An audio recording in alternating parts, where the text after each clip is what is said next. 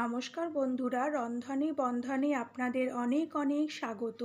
আজকে দেখাবো vegetable fried রাইসের রেসিপি, যা আপনারা প্রেসার কুকারে 5 মিনিটেই তৈরি করে নিতে পারবেন। সেজন্য 1 গ্লাস গোবিন্দভোগ চাল নিয়েছি। চালটাকে 3-4 বার জল পাল্টে পাল্টে খুব ভালো করে ধুয়ে নিতে হবে। তারপর ধোয়া হয়ে গেলে একটা সাইডে চালটা রেখে দেব। এরপরে কিছু সবজি কেটে নিয়েছি গাজর, বিনস, ক্যাপসিকাম আর ফুলকপি ছোট ছোট করে কেটে নিয়েছি, আর নিয়েছি ছোট 1 বাটি মটরশুঁটি। এরপর গ্যাসে একটা প্রেসার কুকার বসিয়ে তাতে দিয়ে দিলাম 1 চামচ সাদা তেল। তেলটা গরম হলে এবার দিয়ে দেব 1 চামচ ঘি। খুব বেশি তেল আর ঘিয়ের দরকার নেই। তেলটা গরম হলে দিলাম একটা তেজপাতা, একটা বড় এলাচ ফাটিয়ে দিলাম, আর দিলাম 2টো দারচিনি।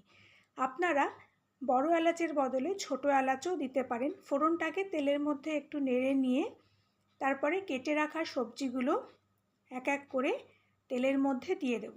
সমস্ত সবজি দেওয়া হয়ে গেলে গ্যাসটাকে মিডিয়ামে রেখে সবজিগুলোকে একটু ভালো করে ভেজে নিতে হবে।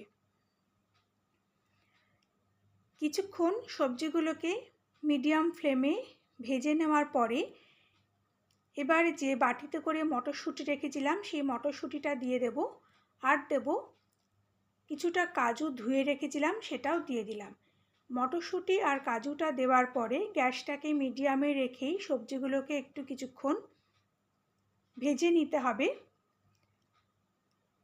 কিছুক্ষণ ভাজার পরে এবার সবজি অনুসারেই দিয়ে দেব অল্প করে একটু নুন। নুনটা দিয়েও সবজিগুলোকে আবার ভেজে নেব। সবজিগুলোর মধ্যে যখন এরকম একটু লালচে রং ধরে যাবে সেই পর্যায়ে ধুয়ে রাখা চালগুলো এবার প্রেসার কুকারের মধ্যে দিয়ে দেব। সমস্ত চাল দেওয়া হলে চালটাকে সবজির সঙ্গে একটু মিশিয়ে নিয়ে এরপর দেব 1 চামচ নুন, আর দেব ওই চামচেরই 3 চামচ চিনি।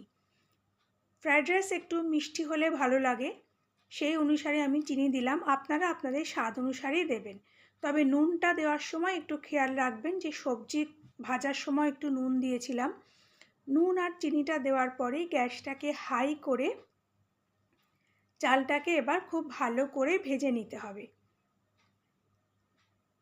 কিছুক্ষণ হাই করে ভাজার পর যখন দেখবেন যে চালটা প্রেসার কুকারে গায়ে লেগে লেগে আসছে, সেই সময় গ্যাসটাকে একদম সিম করে আবার চালটাকে ভেজে নিতে হবে। আমার রেসিপিগুলো ভালো লাগলে প্লিজ চ্যানেলটা সাবস্ক্রাইব করে দেবেন, পাশে থাকা বেল আইকনটা প্রেস করে দেবেন, আর ভিডিওগুলো ভালো লাগলে লাইক আর শেয়ার করার অনুরোধ করছি।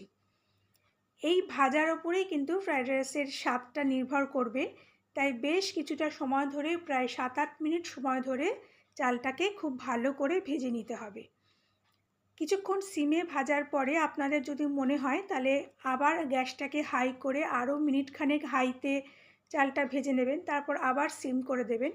এইভাবে বুঝে কখনো হাই করে কখনো সিম করে প্রায় 7-8 মিনিট সময় ধরে চালটাকে ভাজতে হবে।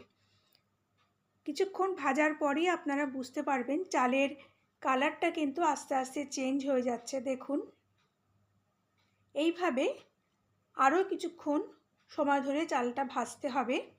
তবে খেয়াল রাখবেন যাতে চালটা পুড়ে না যায়, প্রেসার কুকারের তলায় যাতে পোড়া লেগে না যায় সেটা একটু খেয়াল রাখবেন। এইভাবে ভাজতে ভাজতে একসময় দেখবেন চালের গায়ে একটু ফাটা ফাটা মতন দেখা যাচ্ছে, মানে চালগুলো আস্ত থাকবে কিন্তু চালের গায়ে একটু ফাটল মতন ধরে যাবে, একটু ফাটা ফাটা মতন হয়ে যাবে চালগুলো। তখনই বুঝবেন যে চাল ভাজাটা একদম পারফেক্টলি হয়েছে। সেই সময় দিয়ে দিতে হবে পরিমাণ মতন জল। অবশ্যই গরম জল দেবেন। এই কাজটা কিন্তু খুব ধৈর্য ধরে বেশ কিছুটা সময় ধরে এই চালটা ভাজতে হবে। যেই গ্লাস মেপে চাল নিয়েছেন সেই গ্লাস মেপেই কিন্তু জল নিতে হবে। কড়াইতে করলে যতটা চাল নিতেন তার ডাবল জল নিতে হতো, কিন্তু যেহেতু আমরা প্রেসার কুকারে করছি তাই পুরোপুরি ডাবল জল দেব না, ডাবলের থেকে একটু কম জল দেব।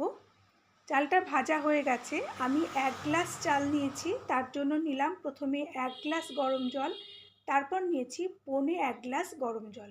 তার মানে 1 গ্লাস চালের জন্য আমি 1.25 গ্লাস গরম জল নিয়েছি।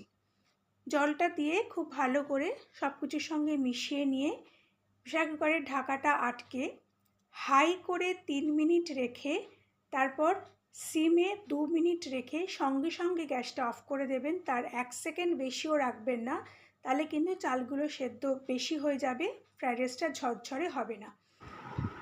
তারপরে প্রেসার কুকারটা ঠান্ডা হওয়ার জন্য অপেক্ষা করবেন। প্রেসার কুকারটা ঠান্ডা হয়ে গেলে আমি ঢাকাটা খুলে নিলাম। দেখুন কতটা ঝরঝরে ফ্রাইড রাইস হয়েছে। জলের মাপটা ঠিকঠাক মতন দিলে আপনাদেরও কিন্তু এরকম ঝরঝরে ফ্রাইড রাইস তৈরি হবে। আর এই ফ্রাইড রাইসের স্বাদ কিন্তু অত্যন্ত ভালো হয়, দুর্দান্ত খেতে হয়। আমি এবার একটা প্লেটে সার্ভ করে নিচ্ছি। সামনেই পয়লা বৈশাখ। পয়লা বৈশাখের দিন কিন্তু আপনারা এরকম একটা ফ্রাইড রাইস বাড়িতে অবশ্যই তৈরি করে নিতে পারেন। আর 5 মিনিটের মধ্যে তৈরি হয়ে যায় এই অসাধারণ স্বাদের ফ্রাইড রাইস। আমি আজকে এই ফ্রাইড রাইসটা সার্ভ করেছি চিকেন কষার সাথে। আশা করি আমার আজকের রেসিপিটি আপনাদের ভালো লেগেছে। পরের দিন আবার একটা নতুন রেসিপি নিয়ে চলে আসব। ততক্ষণ আপনারা ভালো থাকবেন, সুস্থ থাকবেন। নমস্কার।